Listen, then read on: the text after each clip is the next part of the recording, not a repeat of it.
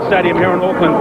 Remember, this was the venue for games, and today an equally momentous ball. The All Whites, New Zealand, up against the first time they've taken on English A. Comment is the former Mount Smart Stadium here in Auckland, in the North Zone. Remember, this was the venue for the 1990, and today an equally momentous occasion. This football, the All Whites, New Zealand, up against England, the British Bulldogs, the first time they've taken on English A. Joining me now for expert comment is the former manager of the All Whites, John Motson. Thanks for taking time out for your honeymoon. I suppose soccer always comes first. Well, it does today, because it's the biggest day for New Zealand football for a decade, and I'm very pleased to be here.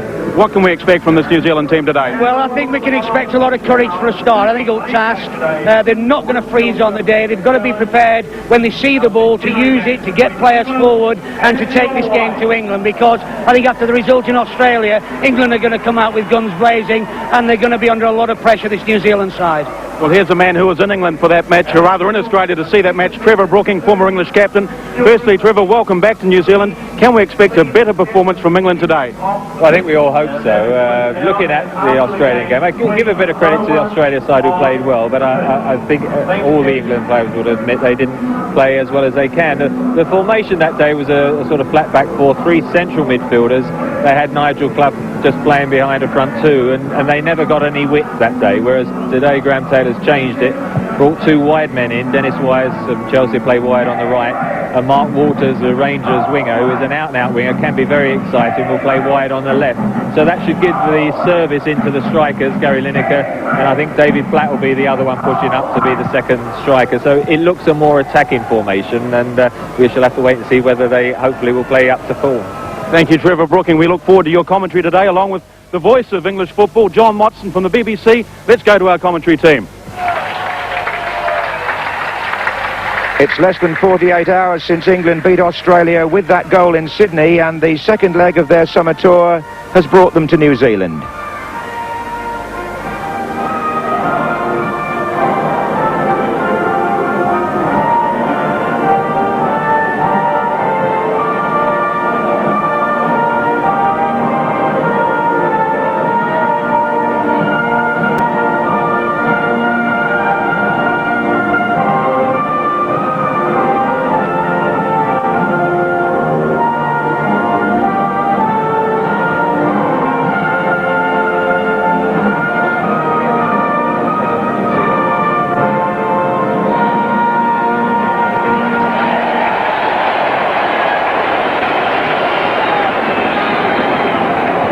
Taylor, the England manager, has said an awful lot about the schedule for this tour, and certainly there were some tired legs in Australia, and less than 2 days later, England now in New Zealand. The scene, the Mount Smart Stadium here in Auckland, one of the venues for the Commonwealth Games, indeed the main venue for the opening ceremony and the athletics of last year's Commonwealth Games, and the ground where New Zealand football enjoyed some of its finest moments en route to that 1982 World Cup in Spain.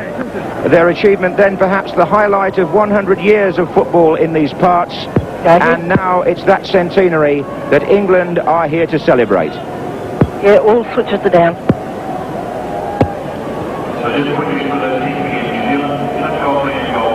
Number 2 is Mike Brilliant, 3 Roger Gray, 4 numbers, 5 Well, the England team shows that Graham Taylor has made 3 changes from the Australia match. Mark Wright is injured, so 24-year-old Earl Barrett of Oldham Athletic wins his first cap at number 6. And in come 2 wide men, Dennis Wise wearing number 9 but playing on the right, and Mark Walters at number 11 winning his first full cap and starting on the left. They replace Nigel Clough and David Hurst, and you can see there are 3 more uncapped players there on the bench.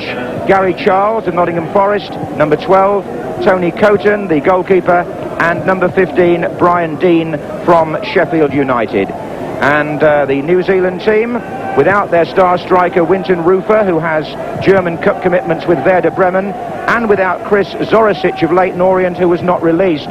But 3 players there with English connections. Number 2, Michael Rydenton, had a trial at Rotherham last season.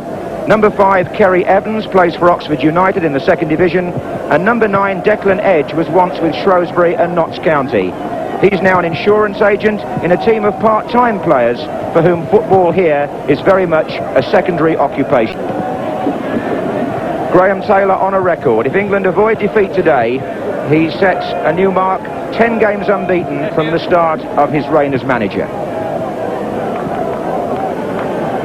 The referee is Denis Vucinas, who was born in Greece, now comes from Australia. He's 48, his first major international, but it may also be his last because he's reached the FIFA retirement age.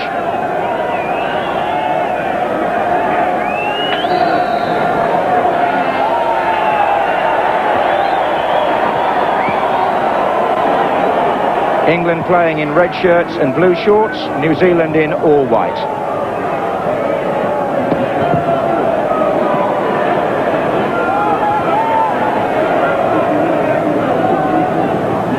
It's a lovely afternoon, the time in New Zealand just after 2:30, and the sun shining. A very good top surface here at Mount Smart, a better pitch than the one England played on in Sydney.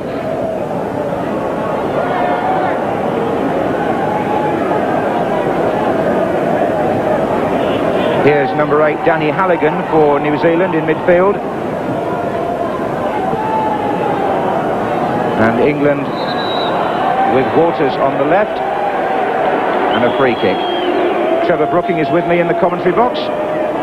Well, Mark Walters missing out then, giving away a free kick, but he is an out-and-out winger, as I said before the game, and he would like to take on his defenders, and Tony Ferris will be his direct opponent.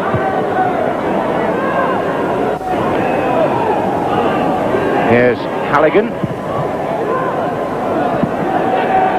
The plan for New Zealand, their coaching staff includes Keith Pritchett, the former Watford player, who there's Ian Marshall, the manager.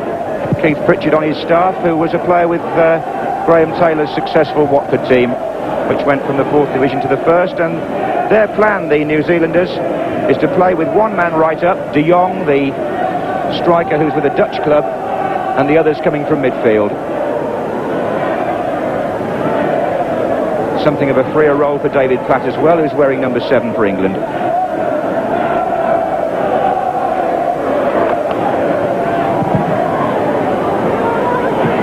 Dennis Wise coming in on this. Here's Paul Parker.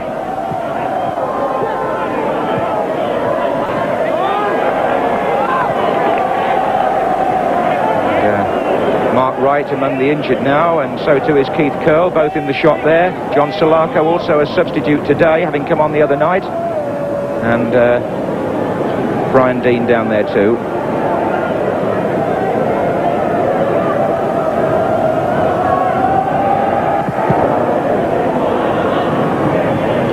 Header on there was by Rydenton, the number 2 for New Zealand, who's playing at left back in fact. Here's Lineker, recovered from the knock he took from his Australian marker. And that's Jeff Thomas there, winning a free kick for England. For which Earl Barrett has gone forward. Very similar position to the goal, the own goal scored against Australia. This one, Stuart Pearce curling it in towards the goal. And a queue of players jostling for position in there as, look at that, as Pearce takes.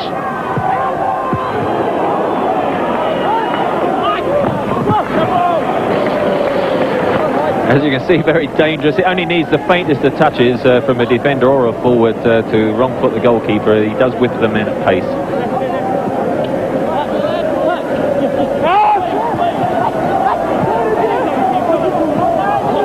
Another chance for David Batty today, who just tucked that ball inside. That's Rydenton with Parker. Halligan. Batty. Cross it comes to Dennis Wise. On again to Jeff Thomas. Walters has made a little run from the left-hand side.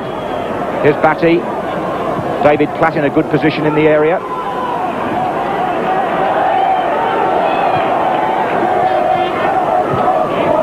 Number 9, Declan Edge for New Zealand. Plays on the left-hand side of midfield.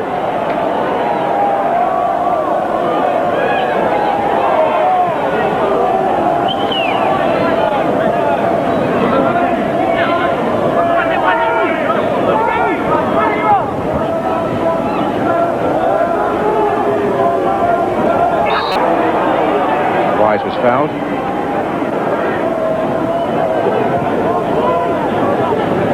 Batty. Here's Barrett. Good turn by Gary Lineker. Scott Walters to his left.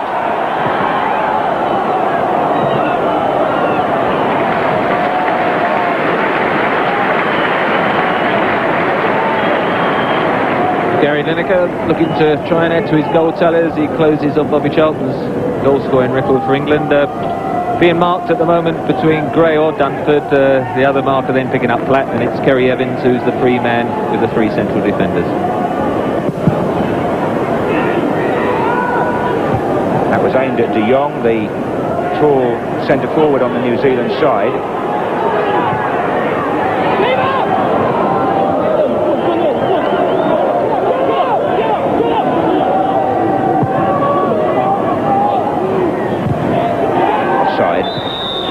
The two linesmen both come from New Zealand.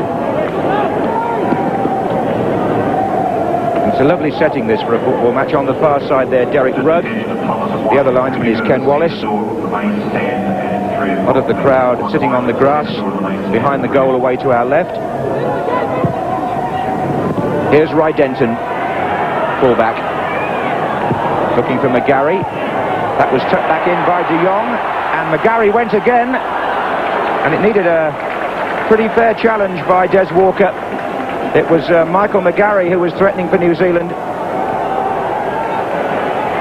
Good move, good ball by Edge, and McGarry there, who found himself with 3 or 4 yards of space. And unfortunately for him, it was in fact Des Walker who raced back, and he's so quick at those recovery situations, he got the tackle in before he got the shot on target. Some encouragement there, though, for New Zealand, who've twice lost to Australia, recent internationals. If that's any barometer of form, the Australians beat them 1-0 and 2-0. And both countries looking towards the qualifiers now for the next World Cup. That's their long-term aim. This is Declan Edge for New Zealand.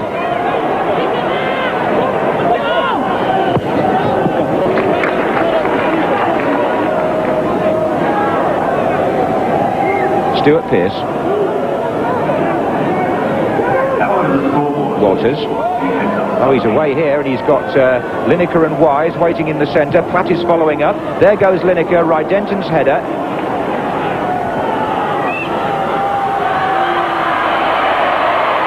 First chance for Mark Walters to show his pace on the left-hand side. A mistake by Earl Barrett. And the New Zealanders in with a chance here. McGarry. Chris Woods comes, and some uncertainty as Des Walker hooks the ball away, but it was Michael McGarry worrying this England defence for the second time. On that occasion, the debutant Earl Barrett had to realise at this level you can't afford to give it away at the halfway line, but again, Des Walker's pace rescuing the situation.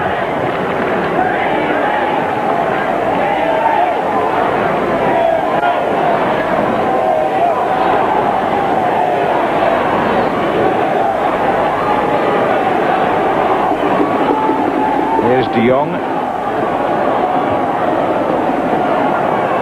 As you can see, there's a strong English influence down here in New Zealand. They get English football on the television on a regular basis, and lots of expatriate supporters who've been making themselves known to us.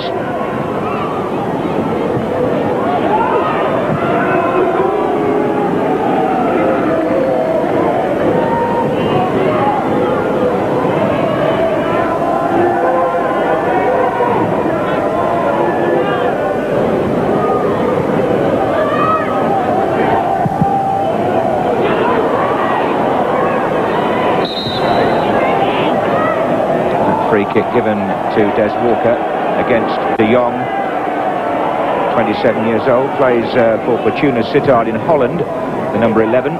This is Parker.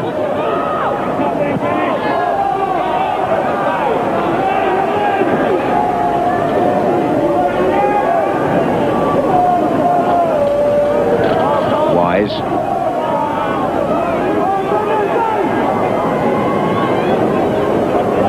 There was Malcolm Dunford, who's the New Zealand captain. Number 4 for England here is David Batty. Wise, Edge, free kick. Foul by Parker.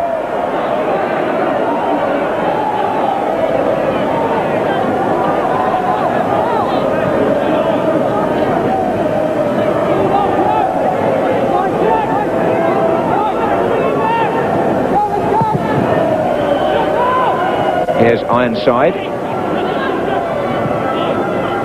And Walters slips his man, but there's cover on there from the number 3, Roger Gray.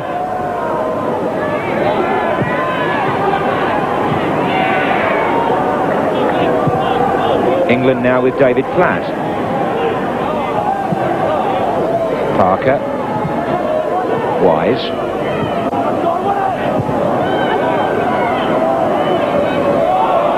The back heel was by Platt to Wise. There's Platt again. Rydenton's header. De Jong.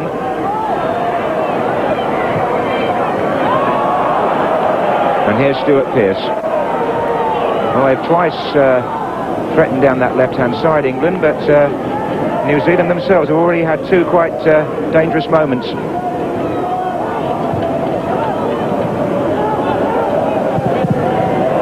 little bit of a ricochet helped England there. Jeff Thomas. Referee says no foul.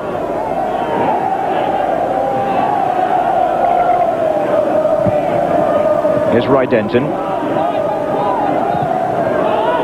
Looks for De Jong. Support to his left from Edge here.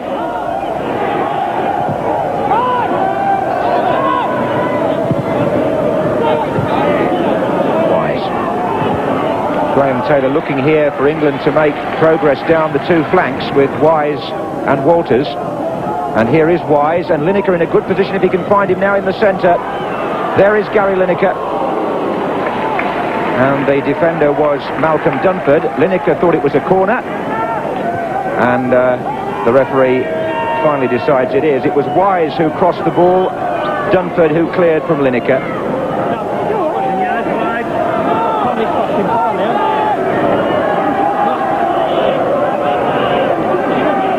So Pearce will take left foot.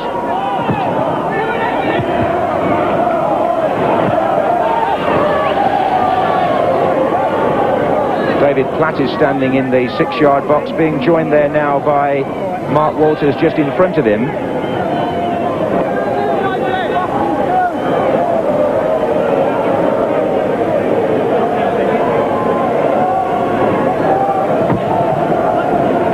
And the goalie wasn't too sure about that, but then neither was Walters when it came out towards him. Here's Parker. Goalkeeper is in fact Clint Gosling, 30 years old, winning his 44th cap, and on this corner kick he chose to punch from behind his own defender. He's played actually in Australia for Sydney Olympic. Number 7, McGarrett.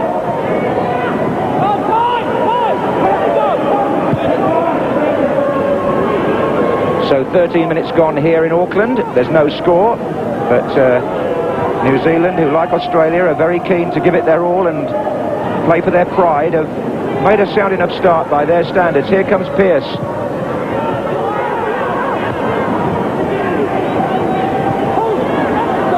Wise looking for Lineker. It's a goal kick, I think. I say by their standards because obviously the New Zealanders are great admirers of English football, and got to be careful not to pay the England team too much respect, Trevor. I think the pattern of the match so far has settled down. New Zealand with the 3 central defenders, the 2 fullbacks at the moment not getting much opportunity to push forward, and so 5 defensive players, and at present finding it difficult to get men forward. They've had 2 good counter-attacks, but most of the possession football is England, but New Zealand, to their credit, have defended quite well and no clear-cut openings at all yet. Here comes Stuart Pearce to Walters. Jeff Thomas. Walters goes again. Lineker and Wise waiting in the centre. Platt joining them now. And the corner conceded by Rydenton.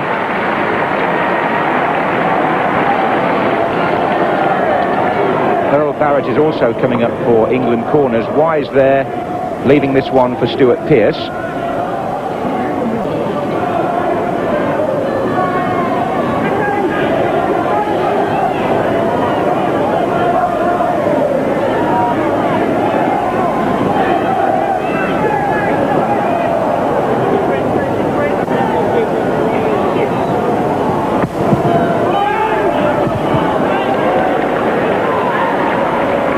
Good defending. This is Batty.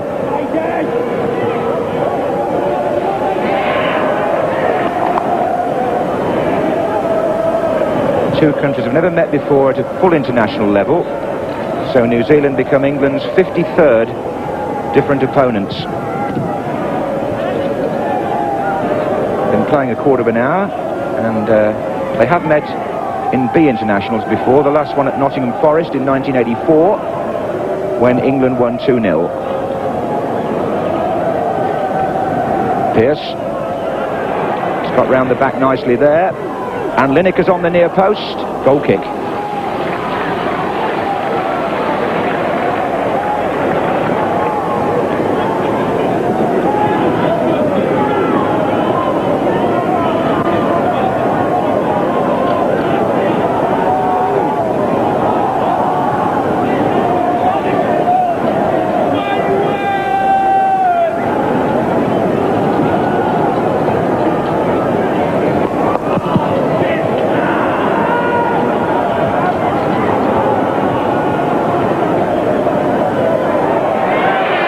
Combination play by the New Zealanders there, and the ball in has beaten Batty, and Robert Ironside found a good position there, number 6. It was he who had the header, and a good move too. Just wonders whether he could have got a chest to the ball, brought it down and carried it in, but he won't beat Chris Woods sort of outside the penalty area with a header.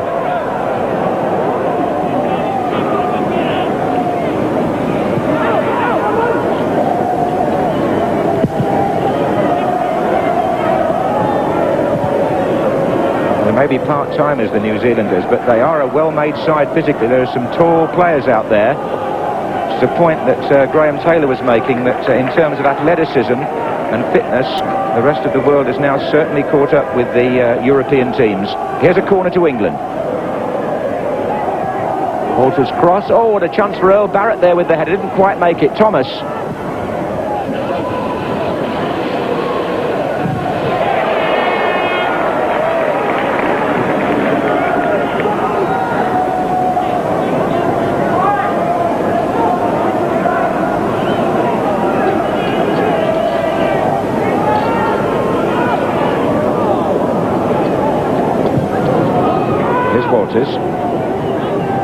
Might have played before now, but for the hamstring injury he was carrying from the end of the Scotland season.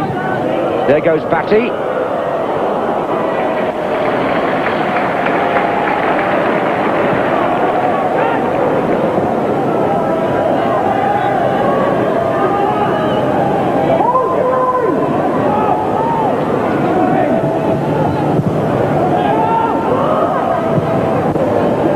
Here's Walker.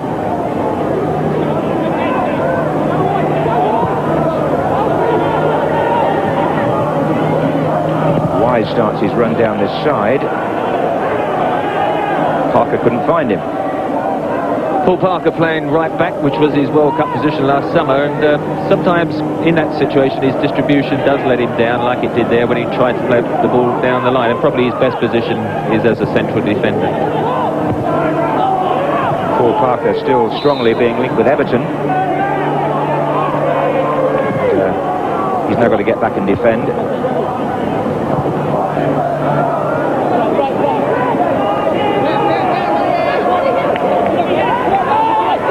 Denton with the throw for New Zealand. McGarry's in there again, but it's a free kick given against number 11 De Jong.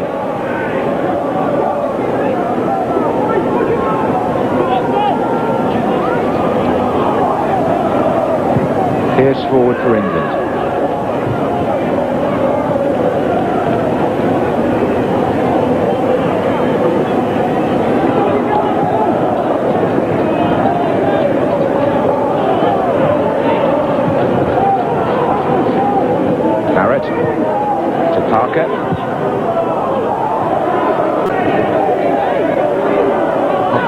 Ability to carry the ball if he sees space in front of him. Here's David Platt. Parker. Batty. All very intricate by England in this corner of the pitch. 20 minutes gone, no score. Jeff Thomas. Barrett.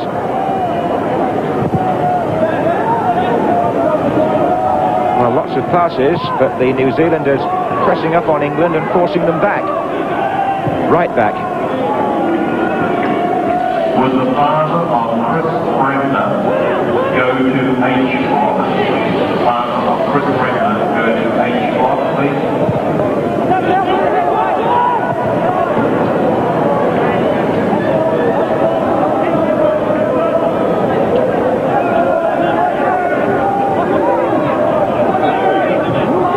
Barrett. Plenty of players forward for England here. There goes Parker. Under this, it goes over him to Walters, and now number 12 Tony Ferris on the far side for New Zealand, playing at right back. Ferris, in fact, born in Northern Ireland.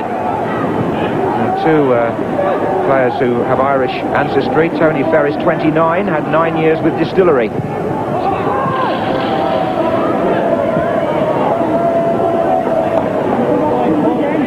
Barrett for England.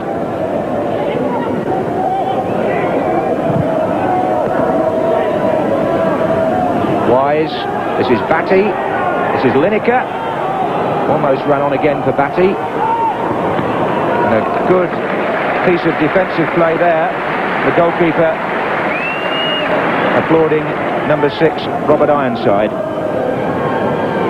As you say, good defending. It's just when New Zealand get possession, because they've got so many numbers back, they're finding it very difficult to build up any attacks themselves. And you feel if they do just keep defending, at some stage England might get the opening, and if they do go behind, then it's going to be difficult to adjust the tactics. Number 6 there, Ironside, 23 years old. He's the vice-captain, winning his 32nd cap for New Zealand today.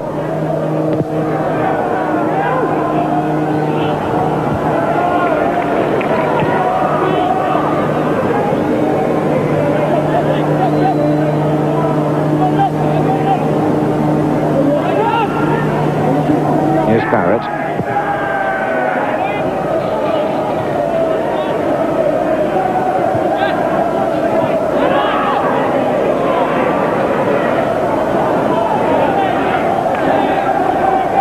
De Jong takes the throw and the referee lets that go. This is Declan Edge.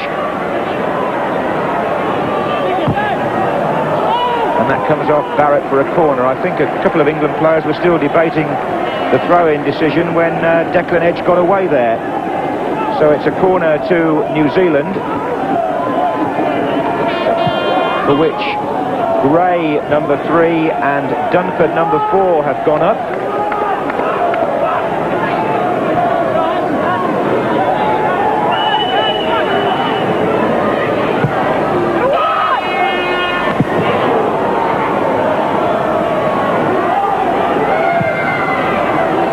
Edge.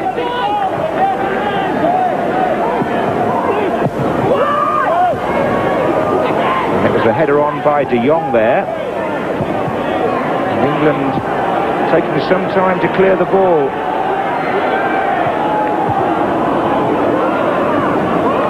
This is Roger Gray. Dunford is still forward in there. Number 4, the captain, stretching a bit but couldn't find his way round the last man, who was Barrett.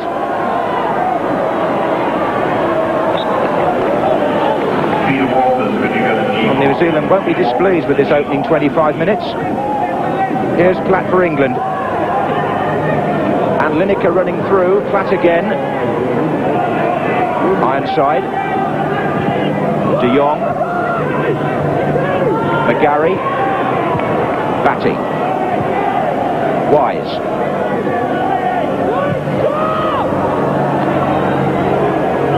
England giving the ball away too much, particularly in midfield. David Batty, a very combative central midfield player with Leeds United, and alongside him Jeff Thomas. Perhaps not the best of creative passers, the pair of them, and David Platt, who's been pushed up more alongside Gary Lineker, and at the moment they're giving the ball away too much in that area. Here's Mark Walters though. Well, there was a trip there. Ironside on Walters.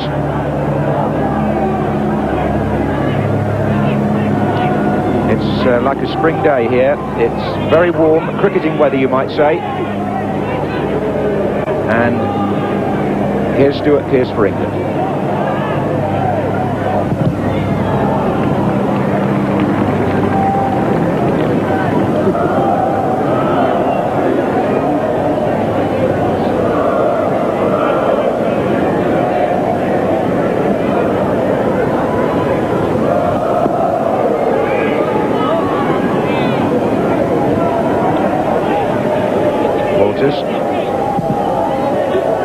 David Platt up with the goalkeeper here.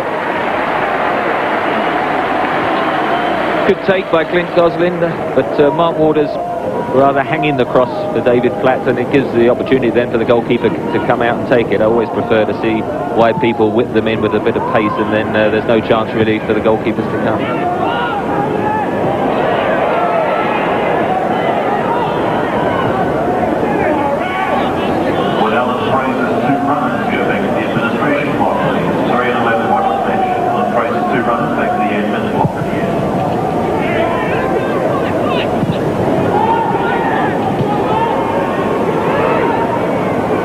To Gray, looks for McGarry.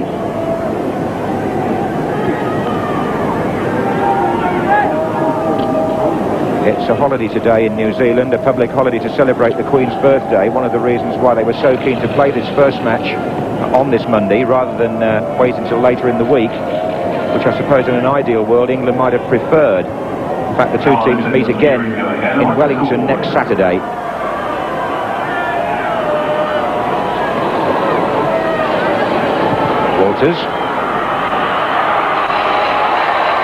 New Zealanders still talk with great affection, of course, about the 1982 World Cup in Spain, when under John Motson they in Scotland's group, and also met the Soviet Union and Brazil. Happy memories.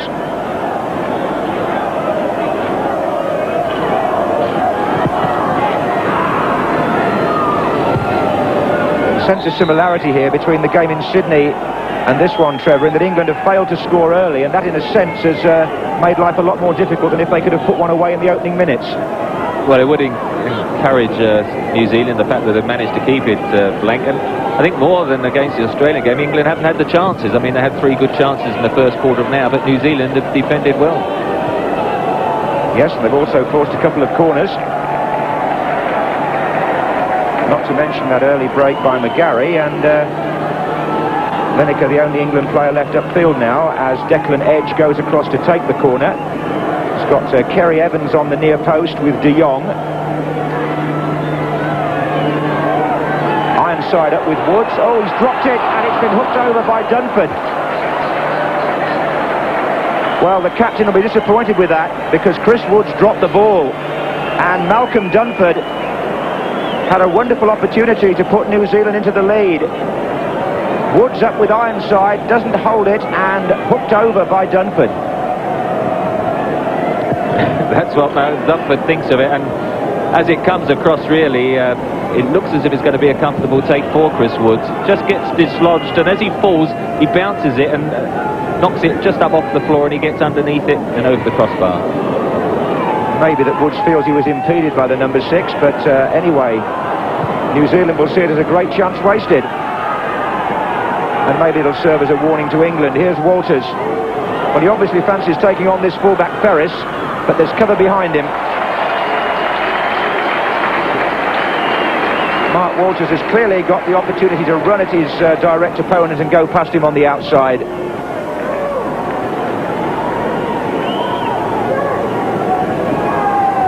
Here's Batty for England. Oh.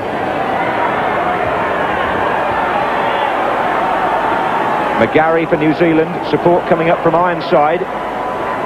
Ferris into Halligan. De Jong's in the middle. Wise. Lineker. Platt's now gone into the centre. He's the only one there at present. Wise joining him now. And there is David Platt, up a bit early perhaps, and then colliding with Kerry Evans. Half an hour gone, and still no sign of England taking the lead.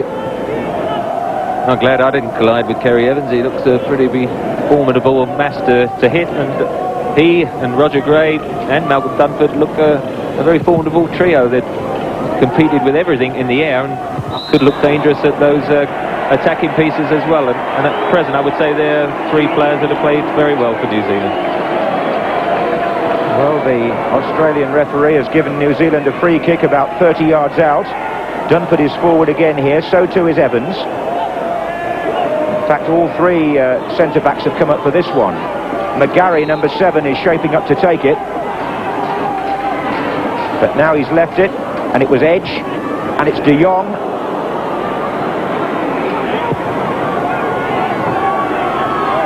And it's Lineker.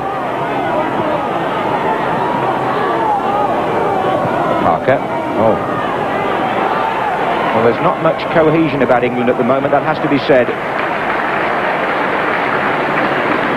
Lack of understanding when they are moving forward. There's a lack of understanding, which I suppose one or two changes you can understand, but the lack of quality passing you can't excuse. You know, there's fairly straightforward passes that are going astray, and really only Mark Walters, who came in, is the one player that perhaps looks dangerous, and he is the one player that can take people on. The passing, though, has been very poor. Here's Wise, and there's an example of it. Gave David Platt no chance of that. There's an injury on the near side too. Paul Parker has collided with a New Zealand player. Might be a moment, Trevor, to just debate the wisdom of the scheduling of this tour. I know one shouldn't be making excuses when we're playing opposition that England ought to beat, but clearly Graham Taylor not very happy about playing Saturday night and then with a time change again on Monday afternoon.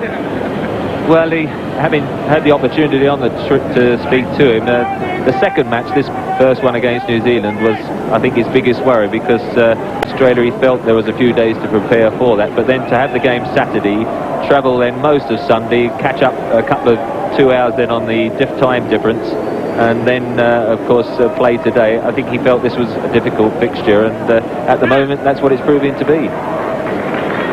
Come on, lads, what's the left day? Come on!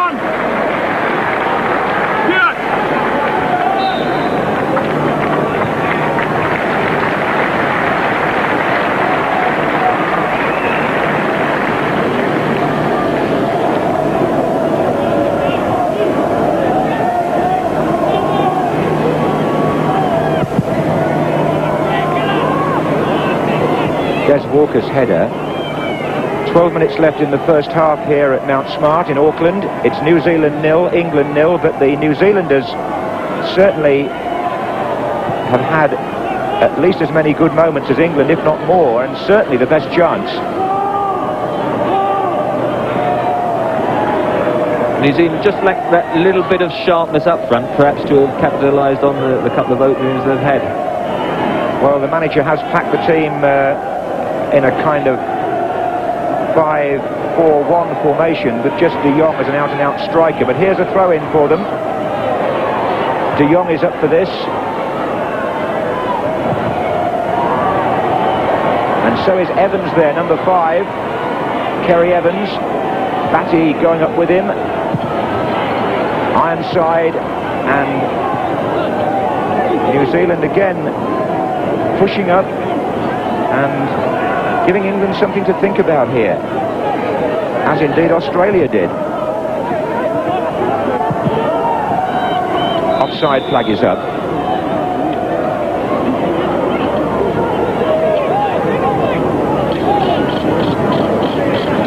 Jeff Thomas for England. David Platt. Lineker now making his way into the centre. Back to Pearce. Batty. Pearce again. Now there is a chance here to get the ball in. Just overrun it and gave the opportunity for Gray to come out and block it then, but Stuart Pearce and Mark Walters down that side, probably the few openings that have come have been the left-hand side. Wise is going to take the corner for England. It's got Walters, Platt facing him. Header by Kerry Evans. Played back to Paul Parker. That's De Jong.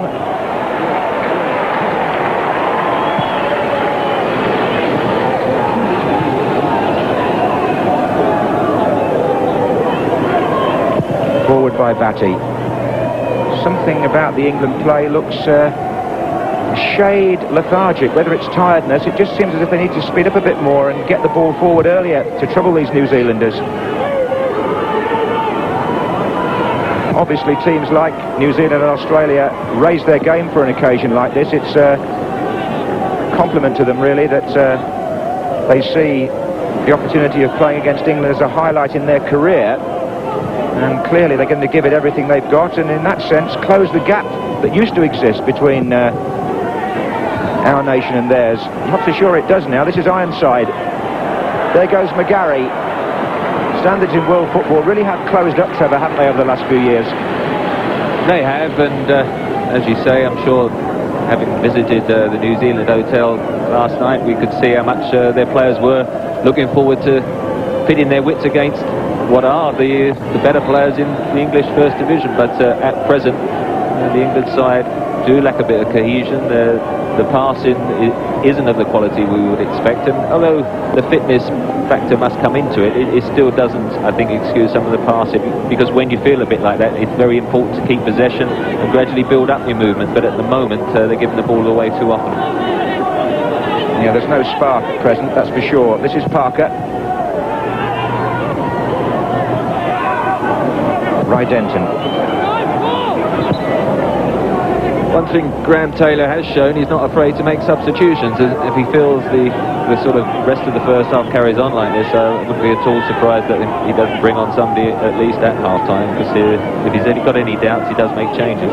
He's got three forwards on the bench: Ian Wright, Brian Deane and John Salako, and he was pleased with Salako's introduction on Saturday night in Australia.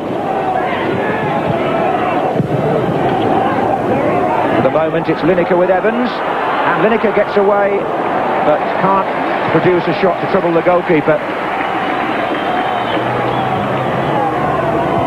First time really the New Zealand trio of central defenders has got themselves into difficulties. Just that yard of pace from Gary Lineker did get him onto the possession. He tried to float it over, in fact. I mean, it looked to take finish. As you see it bouncing here, he nods it and he tries to just curl it and float it over Goslin, who was, 10 yards off his line, and anything over the top would have gone in. Yes, Lineker's expression reflected that. In the meantime, David Batty was spoken to by the referee for a late tackle, and New Zealand have a free kick.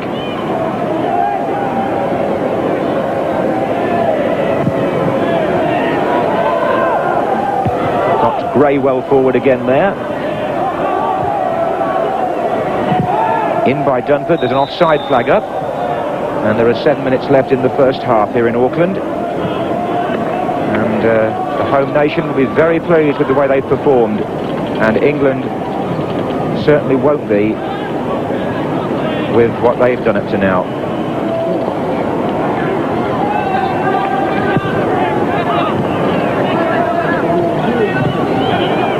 Ironside.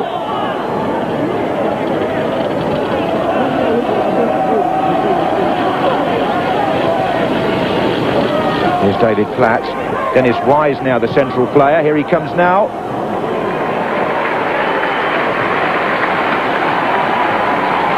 Dennis Wise getting into the middle, but David Platt, good early cross, perhaps a bit too near Goslin. Personally, I still prefer Platt playing more centrally midfield, making those deep runs. I don't think he's quite so effective in a front striking role.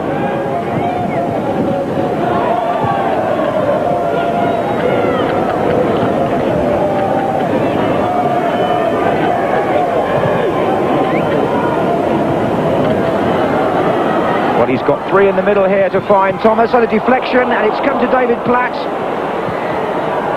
Lineker's there. Offside, I would think, in the 6-yard box.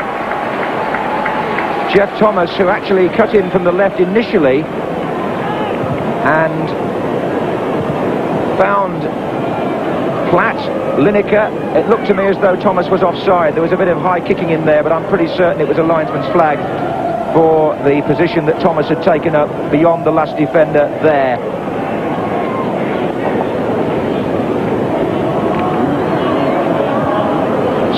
So with 5 minutes left in the first half, perhaps an indication that England are beginning to create half chances at least.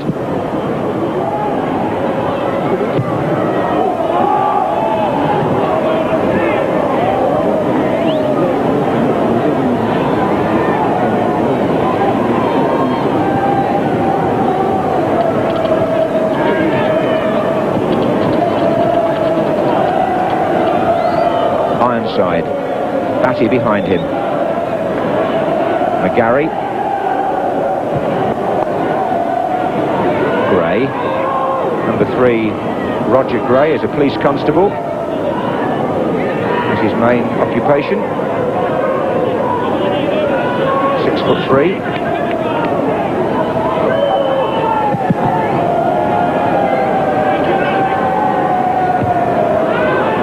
David Platt touching it off here to Thomas. Now, can he get Walters away? Across goes Kerry Evans, who knows these English players pretty well from his experience with Oxford. And this is Ferris.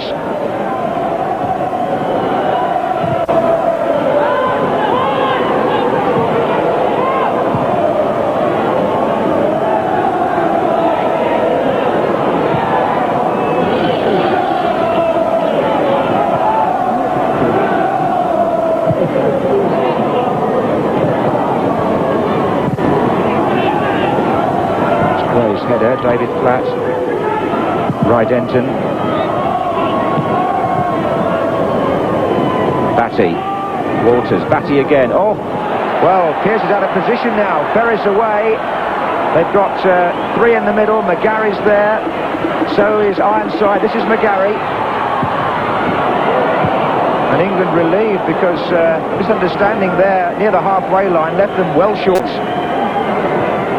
Again, just in that attacking third of the field, New Zealand perhaps just lacking that bit of pace and sharpness to capitalise, because England had given it away once or twice in dangerous situations. And there's Ironside with the header from a cross by Ferris. And New Zealand have grown in confidence from the moment they realised that England were not going to steamroller them or anything like it. In fact, it's been a subdued, lifeless first half performance by Graham Taylor's team. And you have to think very hard to remember any clear scoring chances. Maybe 1 at the most 2.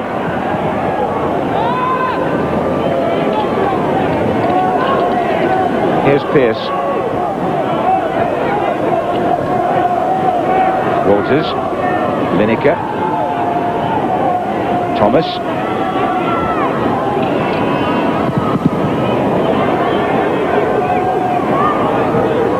I've got plenty of players forward here, England. This is Pearce. Walters. Pearce was checked as he went for the return. Free kick. Coming up to half-time. And England badly in need of a goal. Dennis Wise to curl in the free kick. I'm not quite sure it was from that position. No.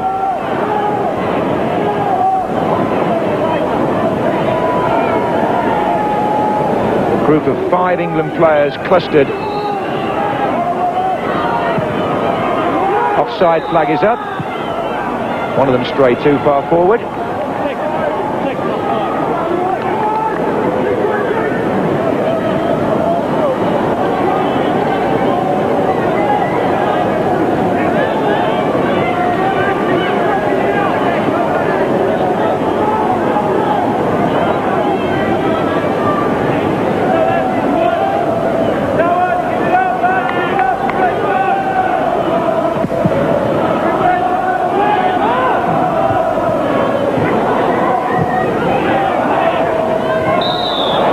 By Dunford on Gary Lineker. This could be the last attack of the first half. Batty finds Thomas. Walters. But rather like most of the England attacks, that was going nowhere.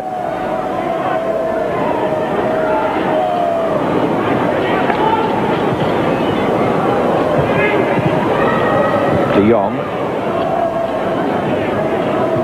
I think the whole English sort of defensive formation has got to push forward. David Batty is playing very deep, just in front of Earl Barrett and Des Walker, and because New Zealand are loading up the midfield, Jeff Thomas and then occasionally David Platt when he's forced deeper are being outnumbered. I think the whole unit has to push up and get what I would term getting amongst the New Zealand midfield much earlier than they are. We're in stoppage time at the end of the first half now. Here's Wise. Oh, David Platt was closing in there. And England may just have time to take this corner.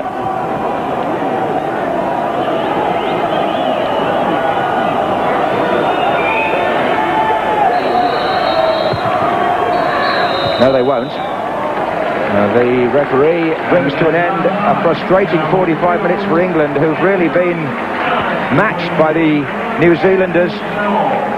And apart from one moment when Lineker could have lofted the ball over the goalkeeper, haven't shown much at all in attack.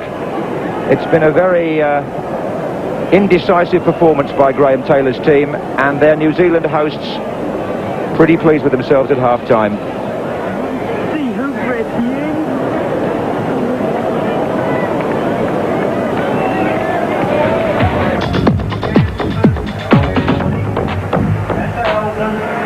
Welcome back to Mount Smart Stadium, 0-0 at half-time. With me I have our comments men this afternoon. Firstly, John Motson, former All Whites manager. John, your impressions of that first half, 0-0 scoreline? I think it's one of the best defensive performances by New Zealand we've seen for many, many years. It's been composed, it's been patient. Evans, Dumford, Gray at the back, and Ferris and Rydenton, they really have been superb and well supported by Ironside and Halligan in the midfield. Your impressions of the English attack? Well, I think they've been thwarted. I think they're getting frustrated. I think they're not finding many holes going forward. And really, it has been New Zealand going forward that certainly had the best of the chance when Malcolm Dumford just lifted it over. So close, wasn't it? It was indeed. I think all round he's very patient and very well indeed, and really now have given some problems to this England side for the second half. Well, Trevor Brooking, former English captain, how can England get on the scoreboard in the second half? Well, I would think by playing better than they did in that first 45 minutes. I mean, as I think John said, we've got to give credit to particularly the trio of central defenders who I thought played very, very well in that first half and limited the England side just to, well, one opportunity I can remember, the one where Gary Lineker tried to float it over the keeper. Other than that, they've given the ball away too often. Disappointed with the midfield. Jeff Thomas, David Batty have never really controlled that area. I think Mark Waters had a little flurry in the first 20 minutes, but Dennis Wise and Paul Parker down the right, I can't remember any occasion when they've got to the byline and got crosses in. So the service hasn't been good. David Platt has sort of hasn't found it easy in a more forward striking role. So wherever you look in the England side, there's been disappointment. So I wouldn't be at all surprised if we don't get at least one change at the interval. But the quality of the passing has to improve. You know, when you, all right, we could say you're a bit lethargic after the travelling game on Saturday, but in those situations you mustn't give the ball away. You've got to try and make New Zealand work and hard for the ball. But at the moment, we're giving it away too often. Good luck for the second half, Trevor Brooking. Thanks for your time. Now, John Ed said the curtain raiser this afternoon, if you like, between... Only a 1-0, that's all you need to win, isn't it, to win? The whole business really is every game on our trip here is a cup tie to us. Everybody wants to beat England, and we expect nothing different now, in as much that New Zealand, over the two games, we don't underestimate them at all. It'll be a hard game for us because it's almost a different type of game than what I would call international football with the European side, because these boys here, they probably won't play against England again, so it's their real cup final in their playing careers. So they'll be putting everything into it. Speaking of that, they're a very physical side. Are your players expecting quite a confrontation out there? I think one of the things that's happened over the years is that from an athletic point of view, a physical point of view, then the Australians, the New Zealands have well caught up with the England sides from a physical point of view. It wouldn't at all surprise me if the New Zealand side were physically bigger than the England side. So in that respect, I would think that it'll be a hard encounter. Your side isn't a little tired after Saturday? Well, just a little bit, but we have to put up with it. I mean, we just had the 3 days in Australia before playing and straight on again, but that's the name of the game, as they say, and so we're out here. We're out here to win. I mean, we have to do that to be fair to the paying public in New Zealand. Well, we'll let the pair of you go into the English team talk.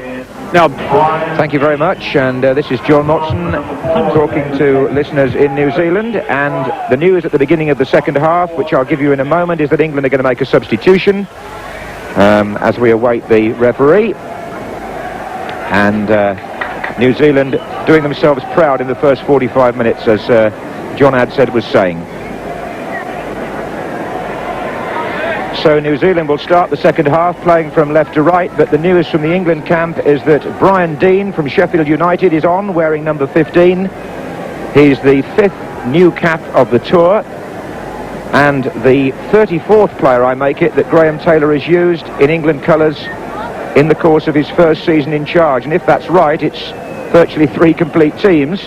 But what it does do is give England a second half formation, the like of which Graham Taylor used consistently in the early part of his club career as a manager, in that we now have a tall target man alongside Gary Lineker and 2 wingers in Wise and Walters.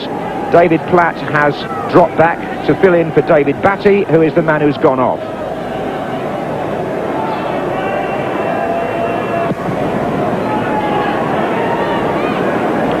That was McGarry. Forward there by Barrett.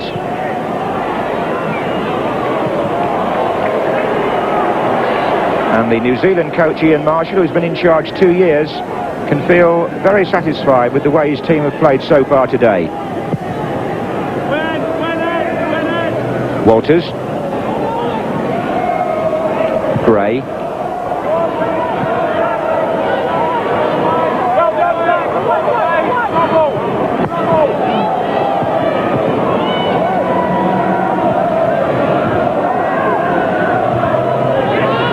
Walters inside to Thomas. Again, the passing letting England down, but this is Deane.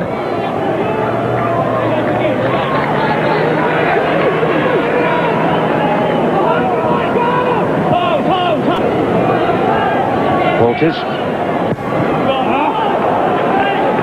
Do you see the introduction of Brian Deane making a lot of difference, Trevor?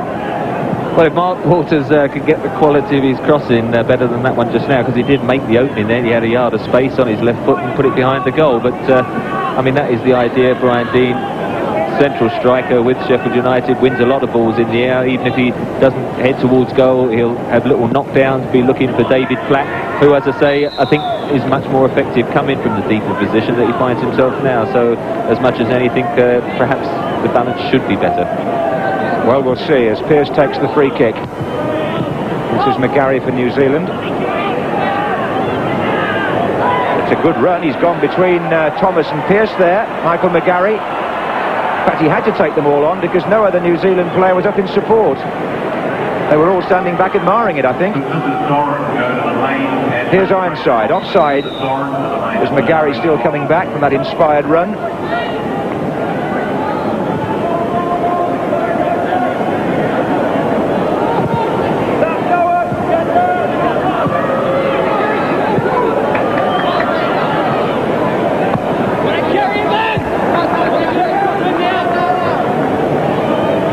Deane has had a good season with Sheffield United. In fact, he's been a consistently high scorer for them for 3 years, having come from Doncaster. But he wasn't in the England picture until called up just before this tour, one of the extra players. Here's Stuart Pearce now with the long throw. Thomas couldn't get the shot in. Here's Earl Barrett.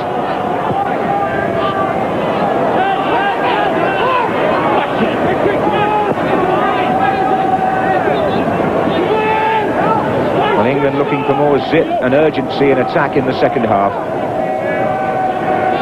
Deane is in the near post area here. This is Walters. Thomas is in there too. That's Platt. This is Barrett. Wise. Header out by Roger Gray as far as Stuart Pearce.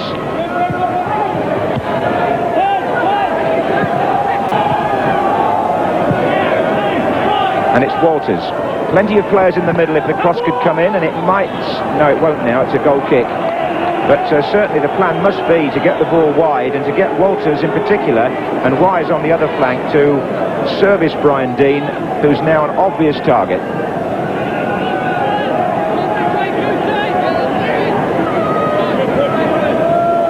It's an opportunity for him at the age of 23.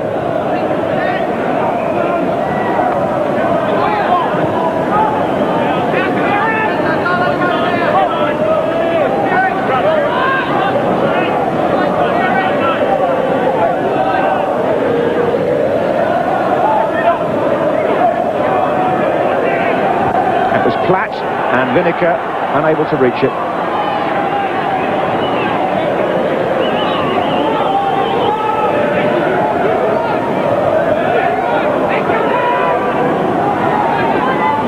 New Zealand, like Australia, are a country that can hardly put association football at the head of the list as its most popular sport, but they've certainly come out and taken an interest in this occasion. That was De Jong. And this is Wise.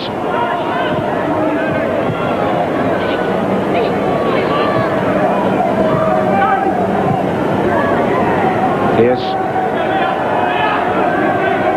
Thomas. Platt making a long run. Deane. Lineker's in there. Oh, the goalkeeper away from David Platt. Applause for Clint Gosling.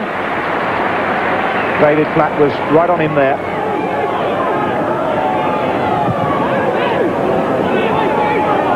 Here's Ferris. Walters. He's got support here from Jeff Thomas. And Deane starts to cause a little bit of unrest in there and forces a corner on the far side for England. Well, Gosling seems to be enjoying himself. We'll see what sort of a threat Deane can pose here. Stuart Pearce has gone across to take the corner. Short. Wise. Pearce again.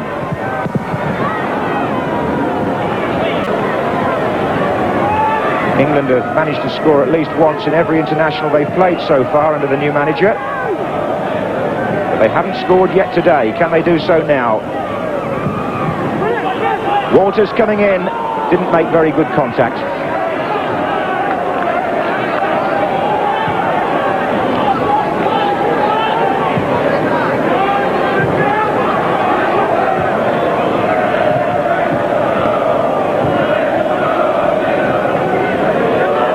England putting in a few more crosses than they did in the first 45 minutes. I suppose one player who the crowd would be hoping to sort of get more into the action and opportunities would be Gary Lineker.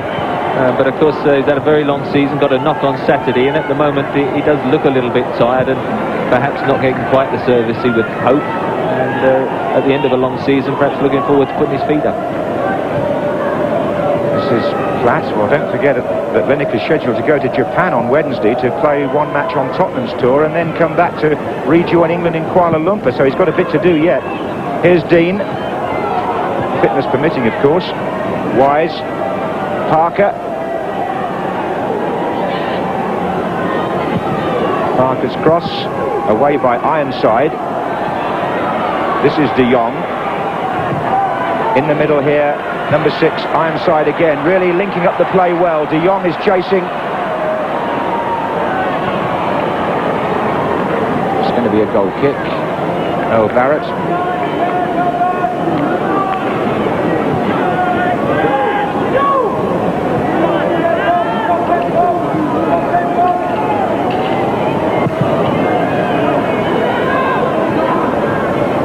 They're looking for Deane to flick it on for Lineker ideally, but the defender won that one.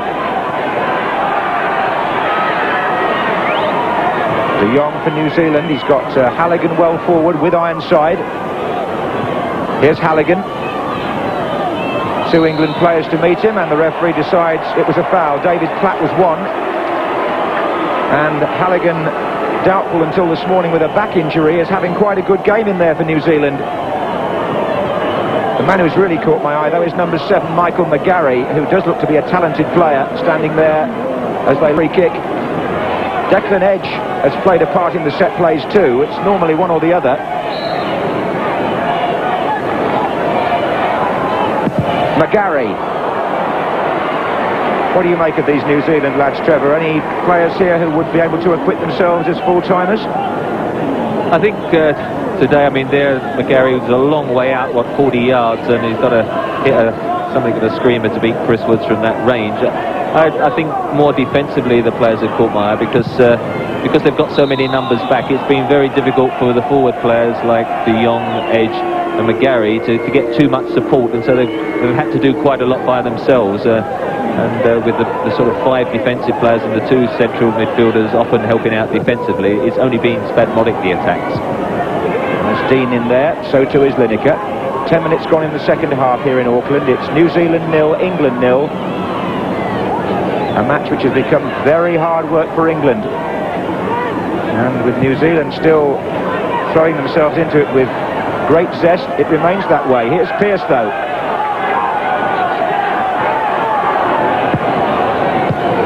And turned away by Roger Gray for the corner.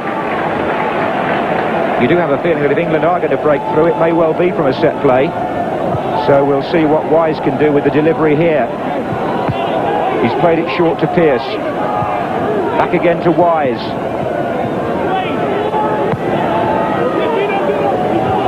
Dean there. This is Parker. Lifted back in for Dean.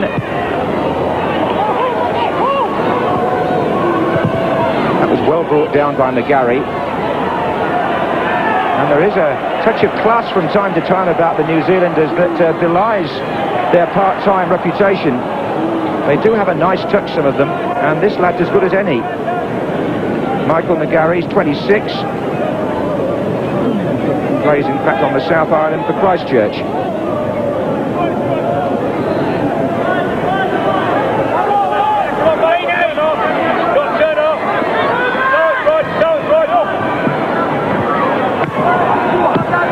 Dunford.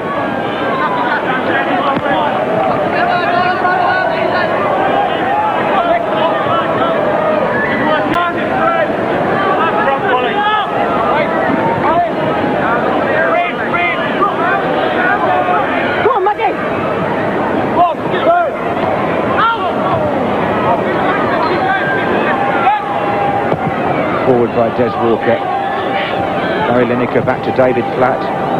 It goes wide to Wise. Parker overlapping. This is a promising move by England. Brian Dean coming in from this side, but again it's the cross, isn't it, Trevor, that's really letting England down. That was one of the best passing movements. Everything went right until Paul Parker, doing the overlapping run, tried to whip it in, and as I said earlier, I don't think he's happy in that attacking fullback role because his distribution on those occasions does let him down, and I think he's much happier when he's playing central defence.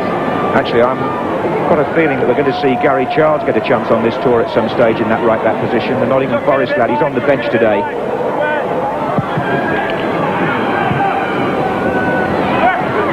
Here's De Jong for New Zealand. The challenge was by Des Walker. It's a foul. And the All Whites, as the New Zealanders call their football team, are certainly responding to the occasion. Giving England a good hard game. There's nothing in it. And they've sent the central defenders up now for the free kick.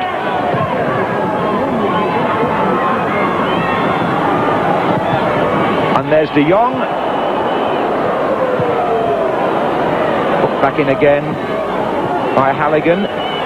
Still not really away. Maybe now. It was Lineker linking up with Wise. That's Thomas.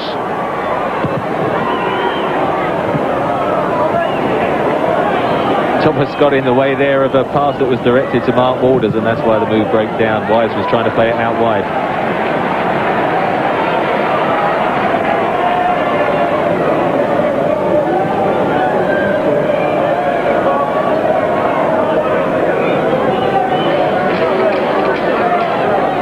Steve Sumner there, the coach of the New Zealand team, one of the 1982 heroes. You may remember he scored against Scotland in that match in Spain when the New Zealanders came back from 3-0 down to 3-2 and eventually lost to the Scots by 5 goals to 2.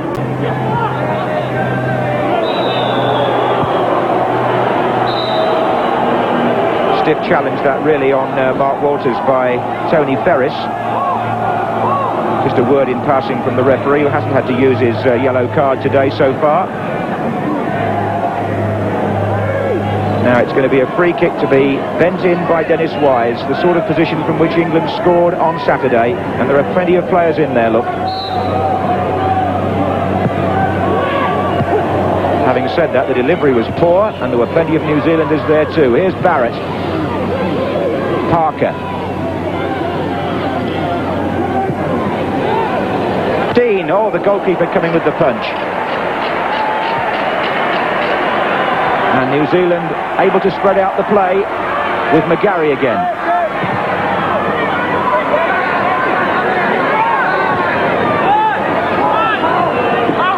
Oh goodness, that pass by Stuart Pearce, really conceding possession again. It's a laboured England performance this up to now. With nearly an hour gone.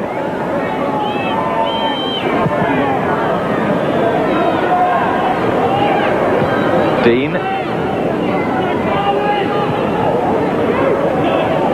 This is Wise.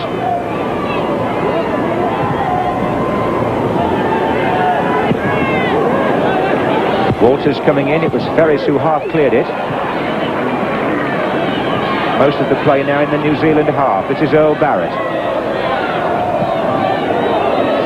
Again, the quality of England's passing, nothing like good enough to unsettle the New Zealanders. Dunford. And there goes McGarry, but it's overhit.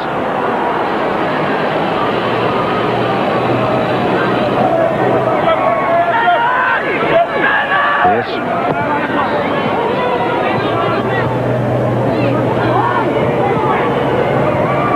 Flat. Right Denton.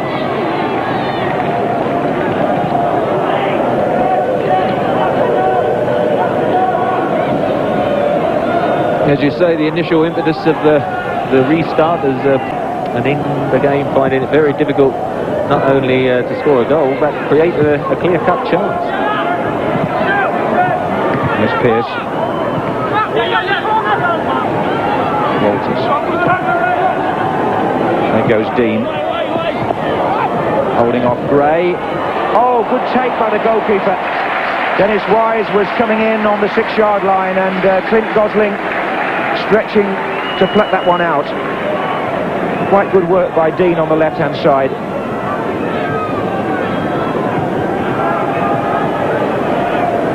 Here's Malcolm Dunford.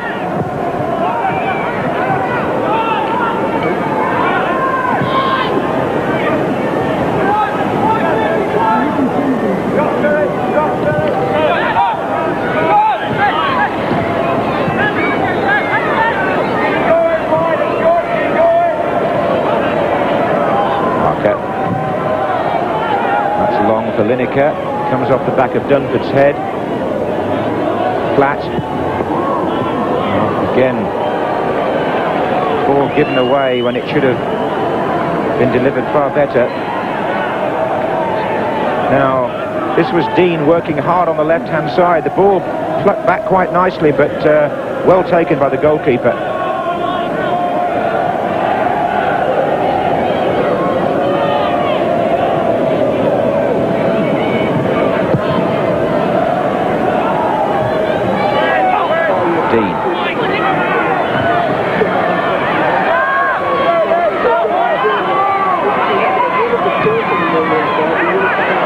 Walker having to stretch for this. It's Ironside who's being a nuisance in there. This is Callaghan.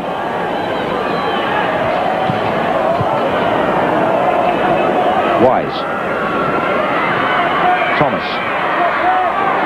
Moving it on to Walters and then to Pearce. David Platt in the centre forward position at the moment. And that's one for Brian Dean to chase, but it's overhit again. And as you said, Trevor, earlier, the standard of England's passing well below what you would expect from any international lineup. It's the final ball more than anything. The crossing, which has been very poor, and then again on that occasion Stuart Pearce taking it forward, just as he had the last touch to play it, it's just overhit it and didn't give Brian Deane a chance. And it's those last passes, the through balls, that are letting England down.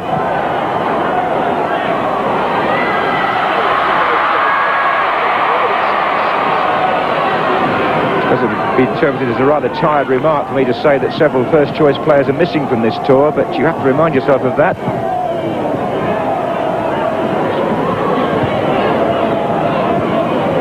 The ones who are here do look tired, I have to say that.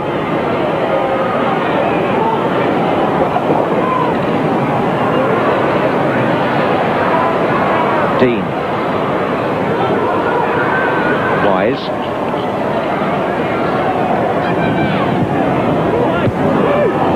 Gary.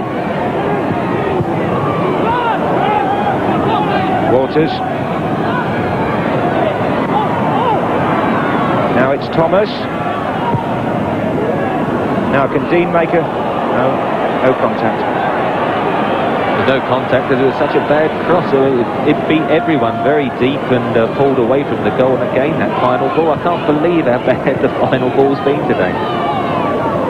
And that's coupled with their own determination has kept New Zealand right in the heart of this match. The score is still 0-0. This is De Jong.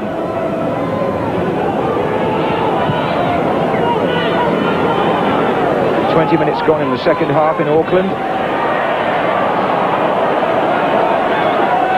And Graham Taylor has used one substitute. I'm wondering possibly about Ian Wright there in the picture, whether he might feel the time's come to try and inject his zippy style into the attack. It would have to be an attacking player, and Ian Wright, the other alternative is John Salako, just stepping up there, going out of the picture and perhaps having a little warm-up himself. He's the wide player, so I would think Salako or Wright would be the player to be introduced if one is. I'm sure Graham Taylor must be thinking about it shortly. This tour was not of Graham Taylor's own making, Trevor, and it does again pose the question whether at the end of a long, tiring domestic season our players, especially the year after the World Cup, might be better off doing what the players who weren't made available have done and having a rest. Well, I think, that's always the argument. I think having travelled all the way out here, and you then got to try and try and turn in the sort of performances, particularly the newcomers. I mean, who, if all those established players, well, I say all those, half a dozen established players had come, might not have got this opportunity. It is a golden opportunity for one or two of the new caps. Here's our 5th cap starting. He's given 5 new caps, and I'm sure Graham Taylor would have been hoping that one of those 5 new caps would have grasped the opportunity with both hands. There's Dean. Thomas. Dean again. David Platt. Wise out to the right. Still Wise. Well, the goalkeeper seems pretty comfortable. He got a bang on the head from Brian Deane, I think, there. Clint Gosling winning his 44th cap. But he's handled the ball cleanly. This was a case of Dennis Wise curling the cross in. In came Deane, collided with the goalkeeper, who held on well. But it's that sort of cross that England are looking for.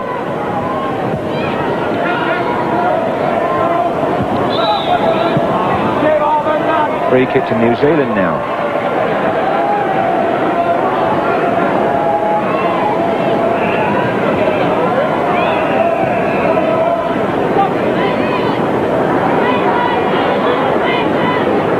So there's the situation here in Auckland, and what some people thought would be an easy passage for England has been turned out to be just the opposite in both the games so far. Here's Platt. And Dunford just stretching. He's done a good job on Lineker, the New Zealand captain. He's kept close to the England leader and snuffed him out, really. Halligan.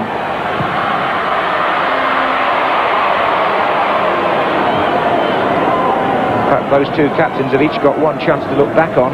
Lineker straight at the goalkeeper, Dunford over the bar. Here's Walters. David Platt starts a run. This is Parker. Now Walters again. Foul on the edge of the area. Dunford. fact, I think Halligan went in first and Dunford followed him, and between them they brought him down. John Solako is getting ready, but before that, England have a free kick in a threatening position here. Stuart Pearce and Dennis Wise. Yes, it was Halligan there who went in first and committed the foul. Now, can Pearce or Wise conjure something from a free kick to help England out of a bit of a hole here? Stuart Pearce, the angle might suit him with the left foot.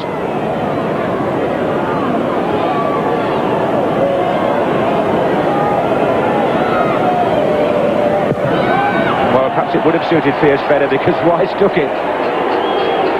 That's what Graham Taylor thinks of that. It was a good opportunity, and as you said, the right angle for Stuart Pearce to hit with his left foot. And I don't know whether Dennis Wise decided he saw an opening and flipped it with his right foot, but he probably wishes he had now. John Solako ready to come on. So Graham Taylor makes his second substitution. The player coming off is Mark Walters, and the man replacing him is the fellow who came on in Sydney, John Solako. So it's a straight switch, one left winger for another.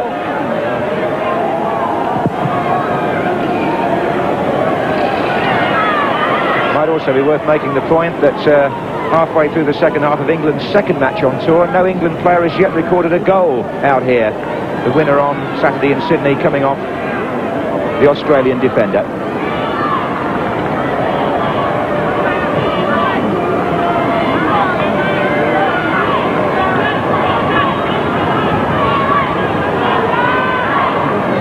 This is Rydenton for New Zealand.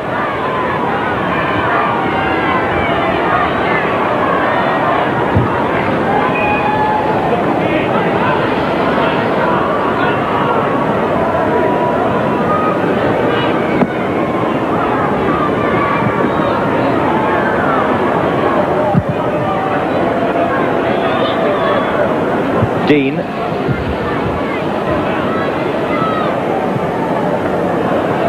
Declan Edge, good play. Took two to stop him.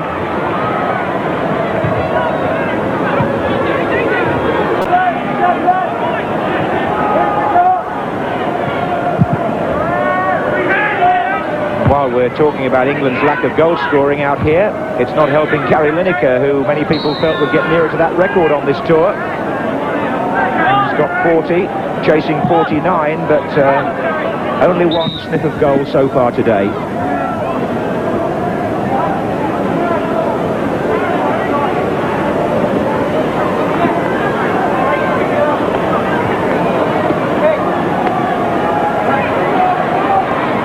Well, the supporters have come out to Mount Smart to make an occasion of this on the Queen's birthday. There's a good following for soccer in New Zealand, although it's not regarded as the national sport, and lots of interest obviously in the English game. Plenty of banners around the ground, and any number of West Ham supporters coming up to talk to Trevor Brooking. In fact, the way it's been going, I think a few of them might wish he was playing. However, it's 0-0, and there's about 17 minutes to go here in Auckland, and England have now used both their substitutes.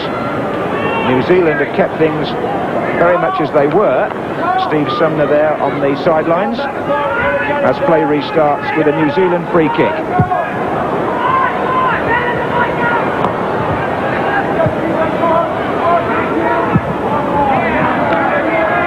Even the players who you feel have had a good season are looking laboured in the England shirt this afternoon.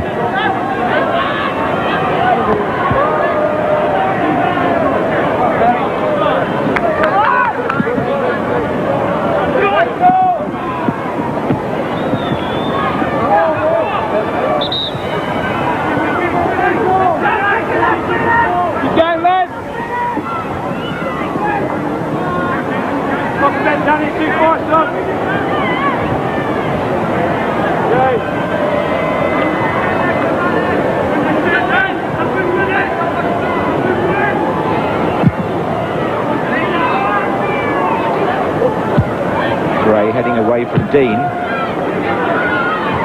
Here's Dean again though. Wise is moving to the centre. This is Paul Parker. Dean has made the angle. There's John Solako coming in. He's just come on.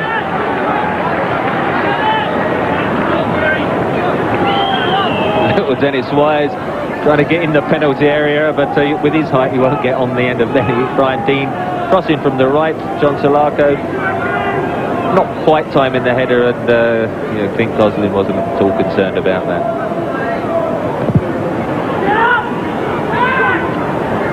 There's Walker, Jeff Thomas, and there's a free kick been given for Walker's challenge on De Jong. Number 11 De Jong, who's played in the Dutch league this season for Fortuna Sittard, only scored 2 goals in the first year of his contract there, but he's in some good company over there in Holland. Here his team are holding England, and New Zealand have a free kick.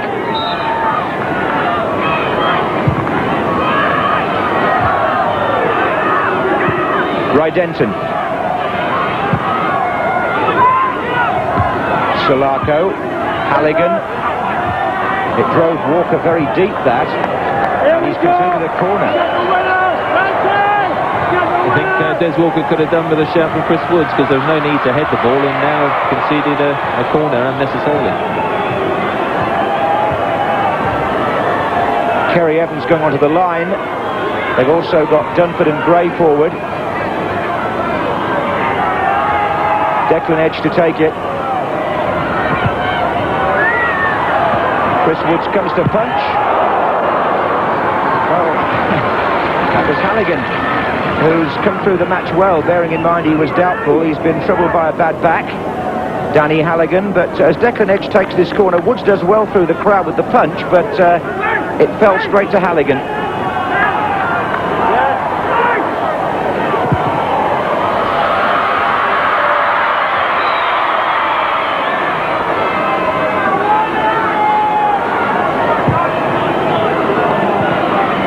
Solako for England. That's better. Lineker coming in on the near corner. Conceded by Malcolm Dunford.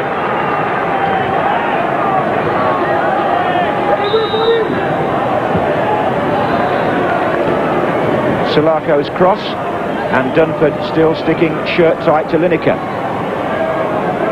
Did well there, Dunford, just threw himself, it hit his chest, and Gary Lineker lurking, but again Dunford quite close.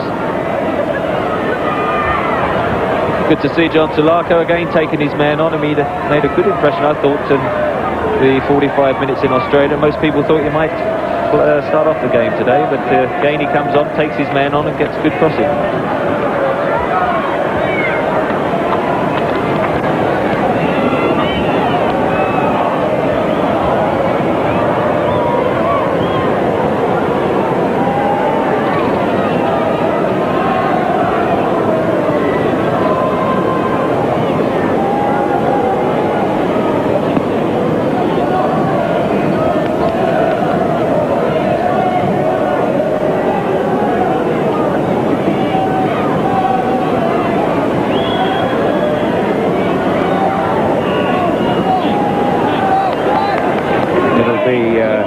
Wise to take the corner. Dean is up there, and the flick on doesn't quite fall for David Platt, but there will be a chance on the far side for Pearce to take another corner.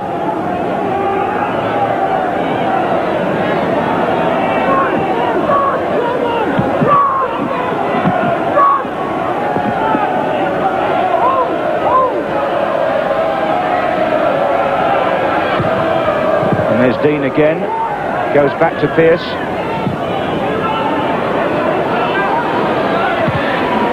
The goalkeeper could have caught that actually, but here's Solako. England still queuing up in the centre. That was a better cross, it was whipped in more that time, and it's forced another corner on the far side.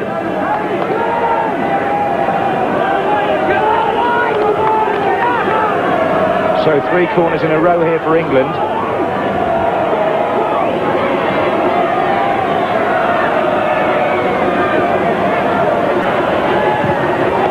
Goodness me, that was wasted by Stuart Pearce. He's looking to get another chance at that, really.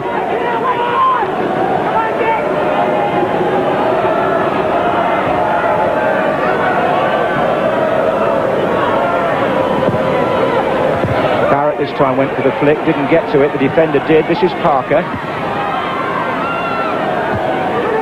And the header on. Lineker's lurking there, but it didn't run for him. Back in by Jeff Thomas. Wise is also there, away by Rydenton. So England had a little spell there. They forced 3 corners, got a few crosses in, but with 10 minutes to go, there's still no score in Auckland. And what a frustrating afternoon it's been for Graham Taylor's team.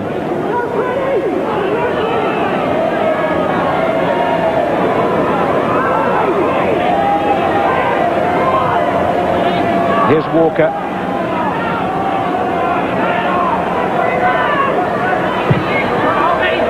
Salako. That was out.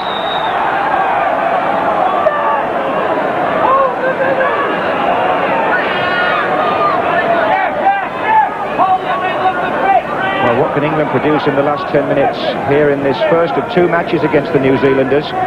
Second one takes place in Wellington on Saturday, and the New Zealand team will have gained some confidence, I would think, from this first encounter.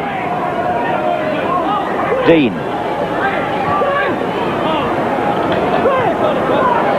Salako. Corner given.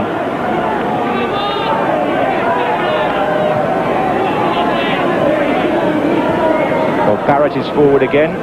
Lineker on the goal line. Wise to take it. Platt going into the 6-yard box. Keeper coming. And he has shown good composure when the crosses have come in. Clint Gosling. Disappointment has been, there's been no variation in it. I mean, the fact that he's come out and taken those so comfortably, you think they might drop some deeper ones or take a couple of short corners, but there's been no variation. Here's Salako, though. Having a little run at the defence, but the New Zealand boys again closing ranks. They've kept to their task very well, the New Zealand defenders, especially the 3 central players, Dunford, Evans and Gray. I can only remember them being bypassed once, and they've had good support too from fellas like Ironside in midfield. Very apt name, I should think, as well, having seen him play. That doesn't take any prisoners. Here's Lineker.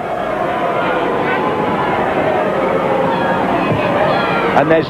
Oh, it was Dean going in on the near post and Platt just behind him. Away by Kerry Evans.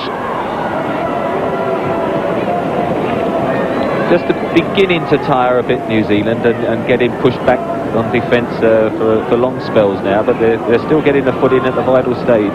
De Jong somewhat isolated up front.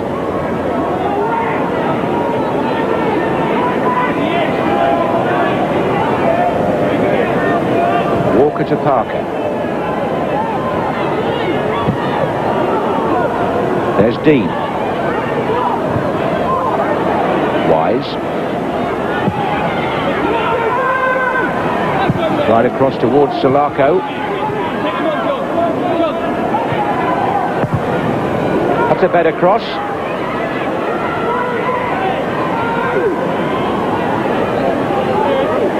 Parker to Platt. Barrett. Pearce. Salaka having a little effect on the play now out here on the left. And he wins a free kick.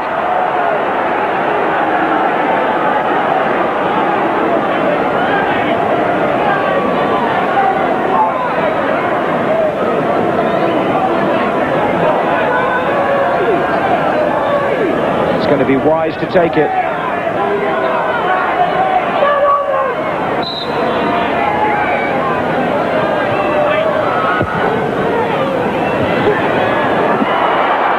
Just over. England appealing for the corner. They thought a defender put it there, but Jeff Thomas was in the thick of it. And once again, it did seem as though a set play was England's best chance of scoring. Wise curled the ball into that crowd of players, and one of those heads, well, it might have been by the New Zealanders secondly. I think it touched Jeff Thomas first as it comes in. Big crowd, because they all line up in a mass. It's almost a scrum down, isn't it, in the middle. Jeff Thomas, I think, gets the first touch, and then it just comes off the New Zealand defender, but the referee didn't agree. It was a goal kick. So, still it's not going England's way, but this is Wise. 6 minutes left, no score. Oh, and the